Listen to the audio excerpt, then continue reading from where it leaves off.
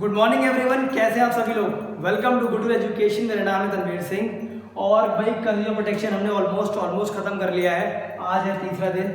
जो बचे कुछ टॉपिक हैं उन्हें कवर अप करेंगे, कुछ केस स्टडीज को प्रैक्टिस करेंगे और आज इस चैप्टर को खत्म कर देंगे। तो दोस्तों हमारा अगला टॉपिक है रिलीफ्स और रेमेडीज अवेलेबल टू कंज्यूमर्स। अगर आपका एक्सप्लॉयटेशन होता है, नहीं आप तो अच्छे लोग हैं, आपका नहीं होगा, आपके किसी दुश्मन का एक्सप्लॉयटेशन होता है, वो कंज्यूमर कोर्ट अप्रोच करता है, तो कौन कौन सी डायरेक्शंस कोर्ट इशू कर सकता है अगर वो ठीक था, उसका हकीकत में एक्सप्लॉयटेशन हुआ था। The first one is removal of defect from goods. जो भी आप फ़ोन लेके आए हैं, मान लीजिए उसमें जो भी गलती है, जो भी कमी है, गलती तो नहीं बोलूँगा, जो भी कमी है उसको ठीक कर दी जाए, आसान शब्दों में repairing. The second one is replacement. अगर फ़ोन रिपेयर नहीं हो सकता तो रिप्लेस कर दिया जाए। रिप्लेसमेंट समझ गए, the new one. Third one is refund of price paid. अगर रिप्लेसमेंट ही पॉसिबल नहीं है, वो फ़ोन स्टॉक में है ही नहीं, तो जो भी आपने कीमत अदा करी थी वो पैसा आपको वापस मिल जाएगा। The third one is refund of price paid. The fourth one is compensation of loss और इंजरी सफर्ड। फूड पॉइजनिंग आपको हुई, कुछ डैमेज हो गया, आपको फिजिकल डैमेज हो गया, खुदा ना खास्ता आपकी डेथ हो गई, ऐसे केस में आपको दोस्तों मुआवजा मिलेगा। वैसे तो किसी की मौत को कोई तराजू तोल नहीं सकता, पर पूरी कोशिश करी जाती है कि एक एस्टिमेटेड अमाउंट उस लॉस के लिए आपको दिया जाए। The fourth one is discontinuance of unfair trade practices. दोस्तों उस सेलर का लाइसेंस कैंसिल कर देते हैं। बड़े बड़े ड्रग इंस्पेक्टर होते हैं जो ऐसी केमिस्ट शॉप का लाइसेंस कैंसिल कर देते हैं जहाँ पे एक्सपायरी मेडिसिन की सेल हो रही थी। उन आउटलेट्स का लाइसेंस कैंसिल कर देते हैं जहाँ से फूड पॉइजनिंग की कंप्लेंट्स आ रही थी after investigation. The fourth one is withdrawal of goods. जिन गुड्स की वजह से मार्केट में कुछ फैल रहा है, जैसे कि आप एग्जांपल लीजिए किसी भी कोल्ड ड्रिंक का, उसमें कंप्लेन है कि भाई इसके अंदर पेस्टिसाइड है, तो मार्केट के अंदर से उसका सारा स्टॉक विड्रॉ कर लिया जाता है ताकि और लोग बीमार ना पड़े। And the last one, not the least one, to issue the corrective advertisement. अगर ऐसा कोई एडवर्टाइजमेंट था जो गलत था तो कोर्ट डायरेक्शन देता है उस कंपनी को, उस सेलर को, कि आप एक दोबारा एडवर्टाइजमेंट इशू करिए जो पुराना एडवर्टाइजमेंट था उसके गलत इफेक्ट को न्यूट्रलाइज करने के लिए, या उसको हटा दीजिए और एक नया एडवर्टाइजमेंट ब्रॉडकास्ट कीजिए। दोस्तों ये बहुत कॉमन डायरेक्शंस लिखी है मैंने, इसके अलावा बहुत सारी डायरेक्शंस होती हैं। जैसी सोच वैसी जिंदगी और जैसा एक्सप्लॉयटेशन वैसा रिलीफ। दोस्तों इस बात का ध्यान रखिएगा, ऐसा बिल्कुल भी नहीं है कि केबीसी का ऑप्शन है कोई एक ही पिक करना है, मतलब एक कंप्लेन के बदले कोई भी एक रिलीफ ही सुनाया जाएगा, एक ही डायरेक्शन इशू किया जाएगा। नहीं दोस्तों, एक कंप्लेन के बदले मल्टीपल डायरेक्शंस कोर्ट इशू कर सकता है। जैसा उनको लगता है कौन कौन से रिलीफ ज़रूरी हैं, कौन कौन से स्टेप्स ज़रूरी हैं, वो इनमें से पिक करके इनिशिएट कर देता है और सेलर को मानना पड़ता है। तो चलिए दोस्तों देखते हैं हमारा अगला टॉपिक, या फिर एक आसान सा question, who can file a complain. ये बात तो आप जान चुके हैं कि कंज्यूमर तो कंप्लेन कर ही सकता है, उसके अलावा कौन कौन कंप्लेन कर सकता है वो जानते हैं। खुद कंज्यूमर कंप्लेन तो कर ही सकता है, कोई भी एक रजिस्टर्ड कंज्यूमर ऑर्गेनाइजेशन, जी हाँ दोस्तों, मोहल्ले की टोलियों की बात नहीं कर रहा मैं, रजिस्टर्ड कंज्यूमर ऑर्गेनाइजेशन जिसकी संवैधानिक कोई पहचान है वो भी कंप्लेन कर सकती है। The third one is the central और द स्टेट गवर्नमेंट। केंद्र सरकार और राज्य सरकार भी वन और more consumers on behalf of numerous consumers. दोस्तों हमारे संविधान के अंदर TIL की एक प्रोविजन है, अगर आपको नहीं पता तो मैं आपको थोड़ा सा बताऊंगा। अगर आपको लगता है कि सोसाइटी के अंदर कुछ ऐसा एक्सप्लॉयटेशन हो रहा है जो पब्लिक के वेलफेयर में नहीं है, बट कोई आवाज़ नहीं उठा रहा, तो दोस्तों आप आवाज़ उठा सकते हैं। लेकिन शर्त यही है कि जो आप आवाज़ उठा रहे हैं वो अपने स्वार्थ के लिए नहीं उठा रहे हैं, पब्लिक वेलफेयर के लिए उठा रहे हैं, तो आप भी उस सेलर के खिलाफ कंप्लेन कर सकते हैं। A legal representative of a deceased consumer. खुदा न खास्ता कंज्यूमर की डेथ हो गई तो उसके बिहाफ पे कौन केस कर सकता है? उसका वारिस या उसका कोई भी ऐसा लॉयर जो उसके बिहाफ पे क्या माना जाएगा? लीगल रिप्रेजेंटेटिव है। दोस्तों इसको जानने के बाद ये भी एक बात समझ ही लीजिए कि कंप्लेन कब तक करी जा सकती है। जो लोग सोए रहते हैं उनके लिए हमारी अदालतें हमेशा खुली नहीं रहती, ध्यान रखिएगा। Within 3 months from the date of purchase, जो तारीख लिखी है कैश मेमो पे, उसके 3 महीने के अंदर आप कंप्लेन कर सकते हैं। और इन केस अगर टेस्टिंग की ज़रूरत है, कोई ऐसा प्रोडक्ट है, तो ये 3 महीने थोड़े एक्सटेंड हो जाते हैं और बन जाते हैं 5 महीने। सोते सोते मत उठिएगा, वरना मेरा वाला हाल होगा कि मैंने वॉच ली, किसी वजह से 3-4 महीने बिजी रहा, मैं कंप्लेन कर नहीं पाया, और अब सेलर को फ़ोन लगाता हूँ, वो एक ही बात कहता है, आप कौन? ये आपके साथ ना हो जाए दोस्तों, ध्यान रखिएगा। You have to make sure these things, when to file a complaint, who can file a complaint, where to file a complaint, वो तो आपको बता ही चुके हैं। जितनी आपकी क्लेम की लिमिट है उसी कोर्ट में जाइए, दरवाजा खटखटाइए, जस्टिस आपको जरूर मिलेगा, ये वादा है सेट। तो चलिए दोस्तों स्टार्ट करते हैं अगला टॉपिक जो है इंपॉर्टेंस ऑफ कंज्यूमर प्रोटेक्शन। 1986 में ये एक्ट आया और इस एक्ट के आने से हमें क्या बेनिफिट हुए एज अ कंज्यूमर, पढ़ना स्टार्ट करते हैं। पहला बेनिफिट हुआ वाइड स्प्रेड एक्सप्लॉयटेशन रुक गया। जी हाँ दोस्तों, जो खुलेआम एक्सप्लॉयटेशन होता था, चाहे वो ब्लैक मार्केटिंग हो, चाहे एडल्टरेशन हो, उन सब से बचने के लिए इस एक्ट का आना बहुत ज़रूरी था, क्योंकि इसके अंदर हमें राइट्स ही दिए गए हैं। आज आपके पास राइट टू इन्फॉर्मेशन है। आज एक सेलर MRP प्रिंट करता है, वो उससे ऊपर नहीं बेच सकता दोस्तों। आज आपके पास राइट टू सेफ्टी है। ये सारे राइट्स आपको बचाते हैं इस एक्सप्लॉयटेशन से जो कंज्यूमर्स का पहले खुलेआम होता था। The first one is the widespread exploitation of the consumer has stopped because of the Consumer Protection Act. The second one is unorganized consumers. दोस्तों एक स्टडी ये बताती है कि इंडिया क्योंकि एक डेवलपिंग कंट्री है, यहाँ के कंज्यूमर्स कोई ऑर्गेनाइजेशन फॉर्म नहीं करते थे, वो स्प्लिट रहते थे। और एज अ सेलर एक बंदे को चीट करना बहुत आसान है, ना कि 10 बंदे को। इस एक्ट के अंदर कंज्यूमर ऑर्गेनाइजेशंस के एस्टैब्लिशमेंट को एनकरेज किया गया, लॉज को बहुत फ्लेक्सिबल बनाया गया कि आप अपनी ऑर्गेनाइजेशन क्रिएट करें, बिकॉज एज अ ऑर्गेनाइजेशन आपको चीट करना सेलर के लिए बहुत चैलेंजिंग टास्क होने वाला है। And third one is consumer ignorance. जी हाँ दोस्तों, मैंने आपको पहले बताया भी था, एक इलिटरेट इंसान को चीट करना बहुत आसान होता है। इसी एक्ट के अंदर राइट टू कंज्यूमर एजुकेशन मैंने आपको पढ़ाया था। जी हाँ दोस्तों, फोकस किया गया अवेयरनेस क्रिएट करने में।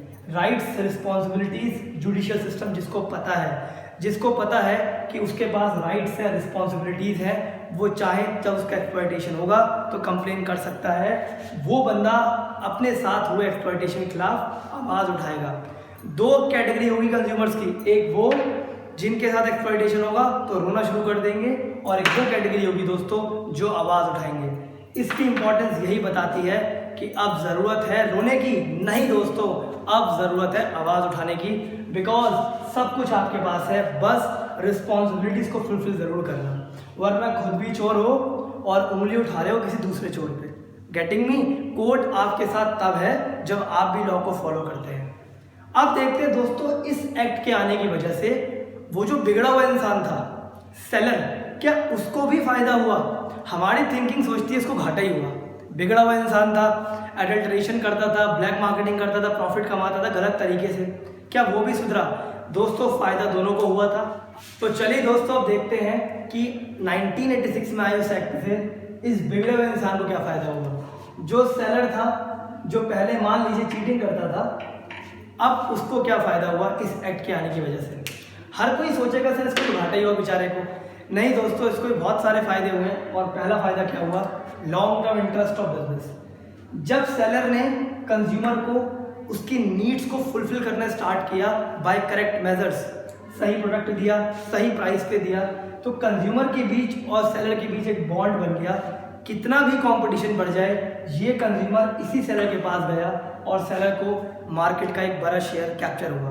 The first one is long term interest of business. The second one is government intervention. दोस्तों सरकार दखलंदाजी तभी करती है जब पब्लिक कोई कंप्लेन करे। जब सेलर ने अनफेयर ट्रेड प्रैक्टिस को अवॉइड करा, पब्लिक को सेटिस्फाई करा, उनकी नीड्स को फुलफिल करा, तो कोई भी ज़रूरत नहीं पड़ी सरकार को उसे परेशान करने की, और ये कामयाब हो गया किसमें? सरकार की दखलंदाजी से बचने के लिए अपना पीछा छुड़ा लिया इसने। The third one is moral justification. दोस्तों एथिक्स की बहुत बड़ी वैल्यू है। एक प्रॉफिट वो है जो चीटिंग से कमाते हैं, और एक प्रॉफिट वो है जो कमाते हैं सेटिस्फैक्शन ऑफ कंज्यूमर्स। ये वाला प्रॉफिट भले ही कम होगा और चीटिंग वाला प्रॉफिट भले ही ज़्यादा होगा। एक स्टूडेंट को पढ़ाने के पैसे कम मिलते हैं, पर एक बंदे की सुपारी बड़ी ज़्यादा अमाउंट की मिलती है। दोनों में से कौन सा बढ़िया है दोस्तों? The second one, satisfaction of consumers. भले ही प्रॉफिट कम हुआ, 1 करोड़ नहीं हुआ, 1 लाख हुआ, बट वो प्रॉफिट एथिकली दोस्तों बिल्कुल ठीक था। That is the third one, moral justification. तो दोस्तों फोर्थ है सोशल रिस्पॉन्सिबिलिटी।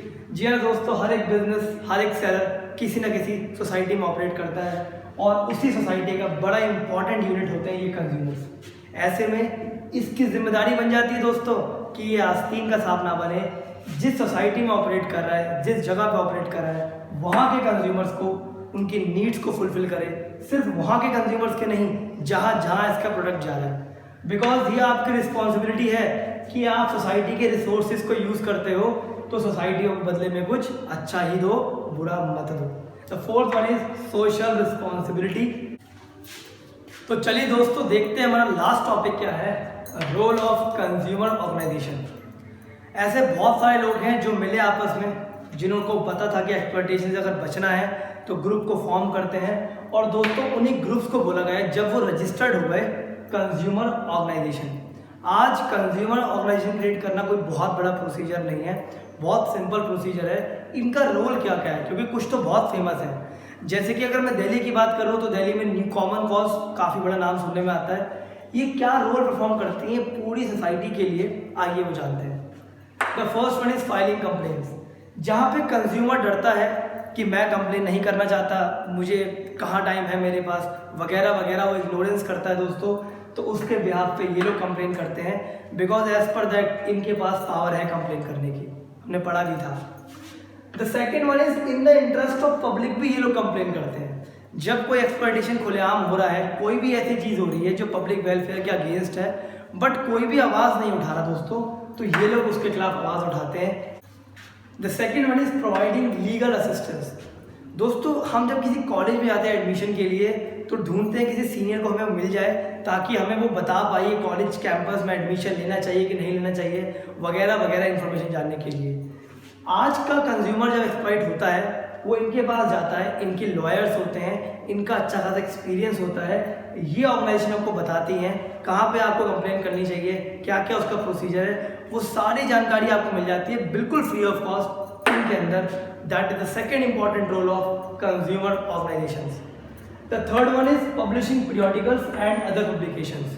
आप जो न्यूज़पेपर पढ़ते हैं उनके अंदर भी इनके आर्टिकल्स आते हैं, जो रिसेंट जजमेंट्स आए हैं जो बहुत अवेयरनेस क्रिएट करने के लायक हैं, वो सारे पब्लिकेशन ये लोग अपनी मैगजीन के अंदर पब्लिश करते हैं। The fourth one is very important, educating the general public. Training programmes, seminars, workshop जगह जगह ये लोग कंडक्ट करते हैं ताकि जो इलिटरेट कंज्यूमर है वो किस में कन्वर्ट हो जाए, लिटरेट कंज्यूमर में, और सेलर के लिए इम्पॉसिबल हो जाए मार्केट में एक्सप्लॉयटेशन करना। The fifth one is carrying out comparative testing. जिन प्रोडक्ट्स में टेस्टिंग करनी होती है ये अपने रिसोर्सेज को यूज़ करके उन्हें टेस्ट करवाते हैं उन लैब्स के अंदर जो नेशनल लेवल पे एक्रीडेटेड हैं, और उनके रिजल्ट्स को पब्लिश करते हैं अपनी मैगजीन्स में ताकि लोग अवेयर हो सकें। जगह जगह जो गवर्नमेंट एजेंसीज हैं उनको सबमिट करते हैं कि भाई ये प्रोडक्ट हानिकारक है, ये इसकी रिपोर्ट है, आप उसको मार्केट से विड्रॉ करिए। दोस्तों यही वो लोग हैं जो दलदल में उतरते हैं उस गंदगी को साफ करने के लिए, वरना आधे लोग मुंह पे कपड़ा बांधते हैं और निकल लेते हैं, हमें कौन सा असर पड़ने वाला है, कभी ना कभी तो असर पड़ेगा। इनका होना दोस्तों बहुत ज़रूरी है, तभी कंज्यूमर प्रोटेक्शन एक्ट 1986 एक्चुअली में वहाँ तक पहुँच पाएगा जहाँ पे एक्सप्लॉयटेशन ऑलमोस्ट ख़त्म हो चुका है या काफ़ी हद तक कम हो चुका है जो पहले था। This is the role of the consumer organisations. आज बात करें इंडिया में लगभग मेरे हिसाब से जो एज पर द फैक्ट जानता हूँ मैं 500 से 600 ऑर्गेनाइजेशंस हैं जो रजिस्टर्ड हैं, जो नोन हैं, जो काफ़ी बड़े लेवल पर वर्क करती हैं। एक के तो मैं खुद के टच में ही हूँ। तो चलिए दोस्तों हम देखते हैं केस स्टडी। हमारे टॉपिक का नाम है इंपॉर्टेंस ऑफ कंज्यूमर प्रोटेक्शन। दोस्तों ये डायरेक्ट क्वेश्चन भी आता है इस टॉपिक से कि आप 3 पॉइंट बताइए इंपॉर्टेंस के कंज्यूमर प्रोटेक्शन के from the point of view of businessman या from the point of view of consumer, और इससे केस स्टडी फ्रेम हो सकती है। ये 2017 का जो सैम्पल क्वेश्चन पेपर था उसकी केस स्टडी है, बड़ी आसान सी केस स्टडी फॉर्म होती है, आप इजीली पहचान जाएंगे। जैसे कि आप पढ़े तो state 3 points that highlight the need for the consumer protection as discussed. जी हाँ दोस्तों, आपको 3 पॉइंट पहचानने हैं, स्टेट करने हैं, लिखने हैं, जिनमें कहीं ना कहीं जिक्र हुआ है कि भाई कंज्यूमर प्रोटेक्शन की नीड बहुत ज़रूरी है। तो चलिए दोस्तों पढ़ना स्टार्ट करते हैं। भाई ग्राहक शक्ति एंड एनजीओ का नाम बेवजह दे रखा होता है, कोई फोकस मत करना बहुत ज़्यादा। Grahak Shakti NGO organise a workshop to discuss the various issues relating to consumers. During the discussion, one of the members drew attention towards exploitation of consumers due to effective and unsafe products, black marketing etcetera. दोस्तों इतना पढ़ने के बाद आपको एक point तो पक्का ही मिल रहा है कि भाई देखिए, यहाँ तक अगर आप केस स्टडी पढ़ते हैं ना तो आपके माइंड में ये भी जा रहा होगा कहीं ना कहीं ये रोल ऑफ कंज्यूमर ऑर्गेनाइजेशन की बात है, क्योंकि उन्होंने एक वर्कशॉप को ऑर्गेनाइज करा है। लेकिन अगर आप यहाँ पढ़ते हैं, इसलिए मैं कहता हूँ कि क्वेश्चन पहले पढ़ लो, तो ये उसका तो है ही नहीं। क्योंकि अगर ये पूछा होता कि भाई रोल ऑफ कंज्यूमर ऑर्गेनाइजेशन, तब तो ये आपकी बात ठीक बैठ रही होती कि उसने एक वर्कशॉप को ऑर्गेनाइज करा। बट हमारा जो टॉपिक है, इसलिए कहता हूँ पहले क्वेश्चन पढ़ो, वो है कि आपको नीड पहचाननी है कि भाई ज़रूरत क्या है आज के टाइम में कंज्यूमर को प्रोटेक्ट करने की। पहले वाले बंदे ने बोला कि भाई कंज्यूमर्स का बहुत एक्सप्लॉइटेशन होता है, उन्हें डिफेक्टिव प्रोडक्ट बेचे जाते हैं, ब्लैक मार्केटिंग करी जाती है, एडल्ट्रेशन करा जाता है। तो दोस्तों पहला आपको मिल गया point, wide spread exploitation of consumers. अगर आपको हेडिंग याद होगी ना तो ये अपने आप ग्लिटर करेगा आपकी आंखों में कि यार ये तो आंसर ही है, wide spread exploitation of consumer. आगे बढ़ते हैं भाई। To this another member argued that consumers themselves are responsible as they do not raise collective voice against the exploitation.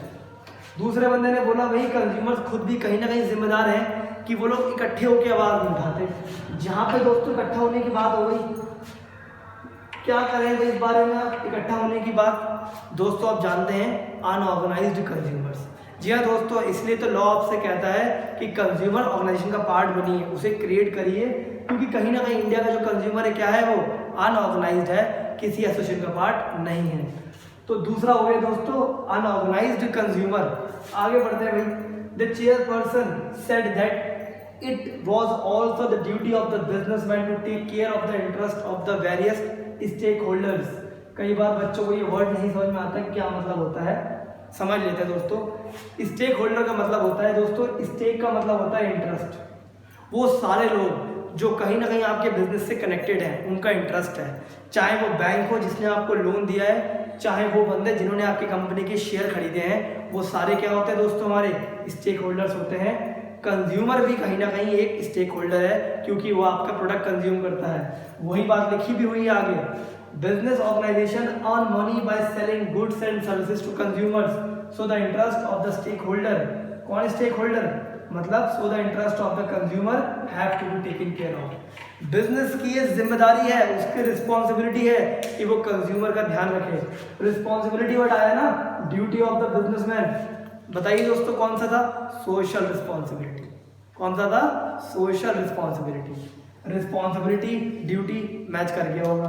तो दोस्तों तीनों पहचान गया। पहला तो बड़ा ही आसान था पहचानना, wide spread exploitation of consumer, given ही था।